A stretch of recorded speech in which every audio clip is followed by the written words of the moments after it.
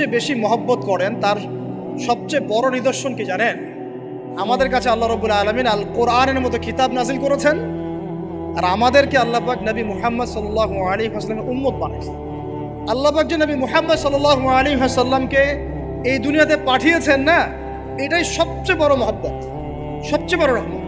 কারণ তার সুন্নতে এমন কিছু নাই যেটা আপনি খুঁজে পাবেন না।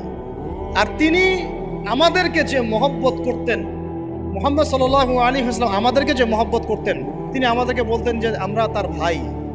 আমরা তার কি ভাই? মানে কি মায়ের পেটের ভাই? এটা বোঝানো হয় না।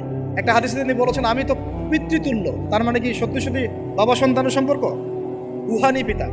তিনি কি ইমাম নন?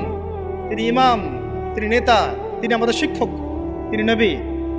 তো তিনি আমাদেরকে যে মহব্বত করতেন, তিনি একদিন বলছিলেন নবী সাহাবীদের সামনে, কাশ আমি যদি আমার ভাইদেরকে দেখতে পেতাম। সাহাবীরা বলছেন, ইয়া রাসূলুল্লাহ, আমরা কি আপনার ভাই না? তখন নবীজি বলছেন, না, তোমরা আমার সাহাবী।